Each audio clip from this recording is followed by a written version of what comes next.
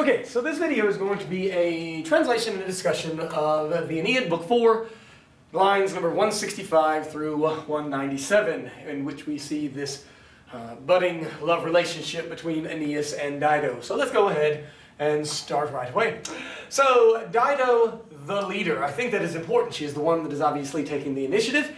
And the Trojan, he doesn't even get named by name, he's just merely the Trojan. They Wanian from Wania Wanire, they come to the same cave. Remember, is Aeneid, the pronoun, that means he, she, it, him, her, it, they, them, is going to have a new meaning when you put D-E-M on the end of it, making the demonstrative that means the same. So they come to the same cave. And both primal earth, as it were, kind of first earth, the primal earth, and Juno, the bridal attendant, bridesmaid, they give the signal. Present tense, do, dare, dedidatus. The fires flashed. Remember that when it has the perfect stem, F-U-L-S, the ere does not indicate, obviously, an infinitive, but rather is the alternate ending from e, isti, it, istis, erunt, ere. So they flashed, fulgeo, fulgere. That's where we get the English word refulgent. And the air was, you can imply just an erot in there, a witness, canubiis, to the marriages. And the nymphs, the nymphi, they ululated, they howled. And remember again, what we have here is the syncopated form of ululawerunt. It's dropped out that V and that E. And they ululated, they wailed from the highest peak, the highest vertex, vertice. Ille dies. That day was, fuit sum esse fui, the first cause of her death, that genitive that is there, that's where we get the English word lethal, and the first cause of her evils. And so therefore this is the first domino to be knocked over to what we know will end up being a tragic, tragic end for Dido. We continue. For she does not, or is not, I should say, neque moving with your verb. Remember, a long E in a second conjugation, moeo moere, is going to indicate present tense, whereas if you were to find a long E in a third conjugation, it would be future. So here present, for she is not moved passively by the appearance. She doesn't care what it looks like if she's now publicly in this relationship, or by the rumor, by the gossip that people would have. No longer does Dido contemplate, think about, meditate on a secret love. She does not keep it bottled up anymore. She calls it a marriage. Because of what goes down in that cave, it is going to now, in her mind, be legitimate, and thus she is able to equivocate with herself and justify with herself that now she is in a relationship. And that's exactly what it says.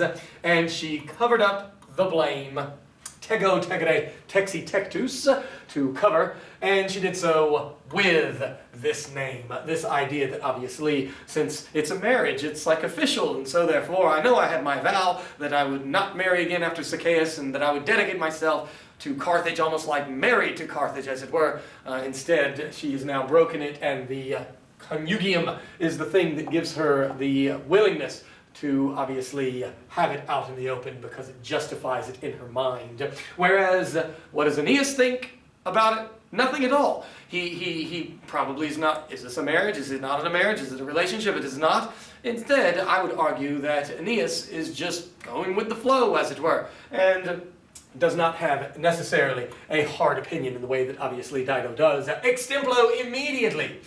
Fama. This is going to be different than that fama, for it is capitalized, and thus it is a personification of rumor itself, a horrible beast, as we will come to see, obviously. So, a terrifying one, at any rate. So, rumor, fama, personified rumor, goes through the great cities of Libya immediately. Fama. Now, that is an ablative, that is the relative, taking fama as the antecedent. Remember that ablatives are translated by, with, because of, from, in, on, at, but when it is hanging around a comparative, and that's exactly what we see with velokios, the neuter nominative or accusative form of the comparative. All other the 28 forms are going to have IOR and then a third declension ending. Only the nominative neuter singular and the accusative neuter singular have that IUS. But because it has that IUS, qua here, we're going to translate it not by, with, because of, from, in, on, at, than is the one we go with. So, rumor.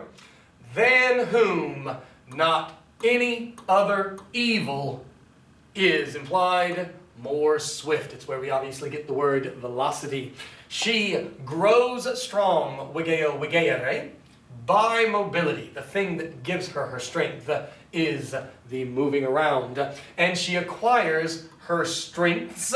Please don't ever confuse the word for strength in the plural with the word for man. Man, we're weary, second conjugation, here obviously third. And so strength, power, violence, even those sorts of things like that. And she acquires her strengths by going. This is obviously the gerundive. You can tell the difference between a gerund and a gerundive by the fact that the gerund won't be modifying anything, and it's not. And so here, it is your ablative of means, the means by which, giving her the ability to acquire those strengths, and so therefore a gerund form. So she acquires her strengths by going. Small parva, still describing old Fama, at first because of fear. Think about it. You are much more hesitant and reluctant to spread a rumor if nobody's spreading it. But as soon as other people start spreading rumors, you are more comfortable there. Because at the very beginning, you were wondering, worried, is it going to get back to me? What if it does get back to me? Whereas indeed, small at first from fear, soon she lifts up tolla tollere sustuli sublatis, herself, say,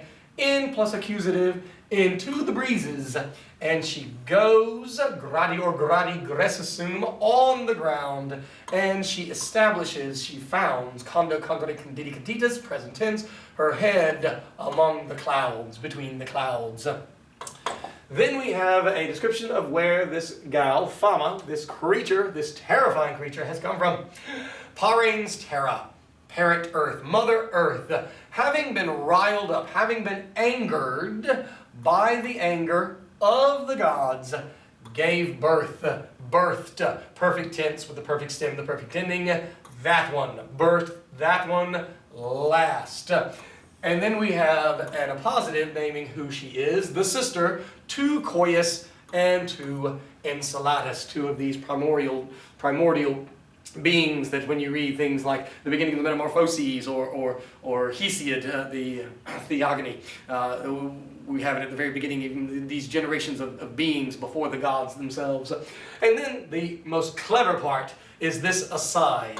When it has ut with an indicative, as they say. When he is, Virgil, describing the oranges of Fama, he does what Fama is. He just passes on second-hand, third-hand information, not first-hand information. So again, Mother Earth birthed that one last. The sister to Coius and to Enceladus, both natives, as they say. And then we have a bunch of descriptors of adjectives of what that one, Elam, is like. Swift with her feet and with her nimble wings. And we get the English word pernicious, which in this context is going to be nimble.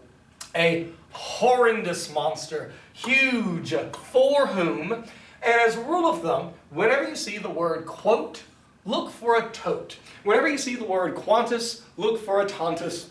Whenever you see a quam, look for a tom, and vice versa, because if you do have such a situation, they're being used correlatively. And that is exactly what we have here.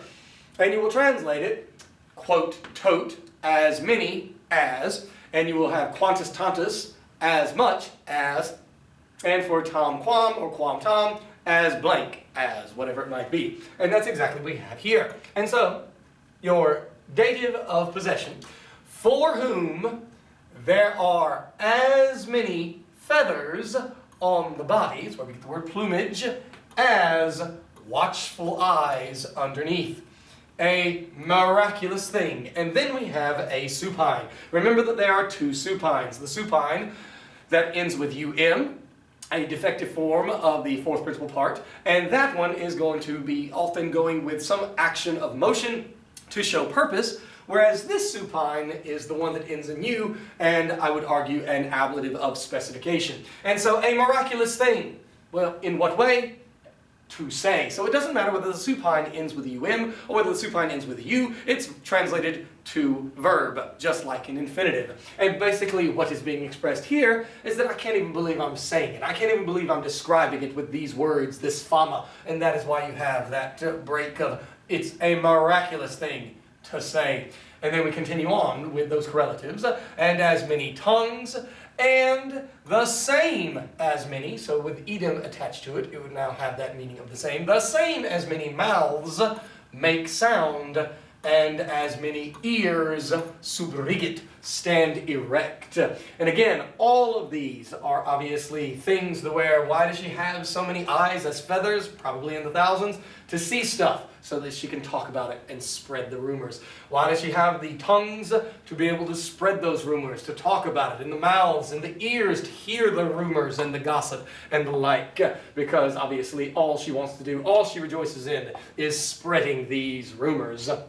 At night, ablative, she flies, and a wonderful little word picture here by Virgil, in the middle of heaven and of earth. And so the word middle is in the middle of them too. Streetane's present active participle, screeching through the shadow.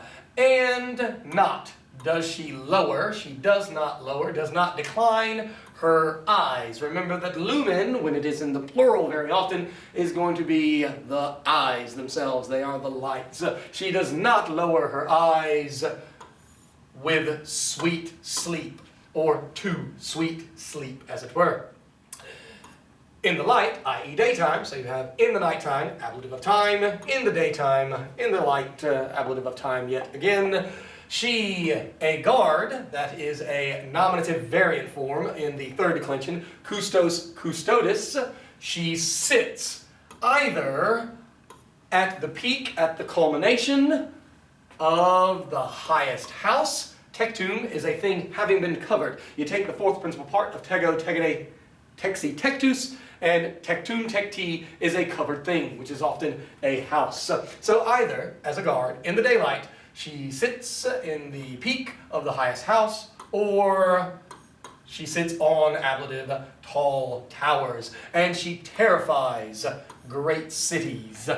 And again, here we see it. Whenever you see a tom, look for the quam. And so again, we translate it correlatively as blank as. And this is the part that makes her so dangerous and makes her so devious.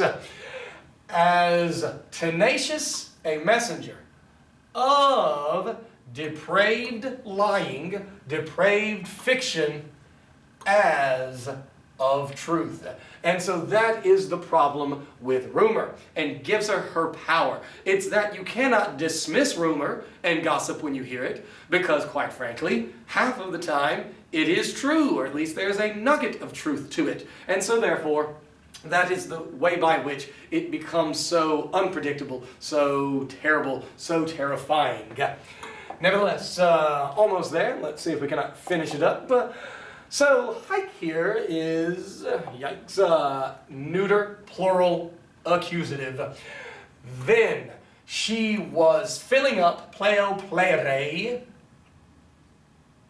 Oh, so sorry, I have that wrong. It is not neuter, plural, accusative. Here, it's the nominative, hic, hike, hoke. I'm sorry, down a little bit later. I make that, I think, in 195, so I apologize. But then, this gal, meaning rumor, fama, was filling up the peoples with multiplicitous speech. The word duplicitous is to be two-faced, whereas here multiplicitous is even greater than that, saying one thing over here, another thing over here, another thing over here, all the while, half of it being truthful, half of it being not. She, this gal, nominative singular, feminine, rejoicing, present active participle, also nominative, and equally, she was singing facts and fictions.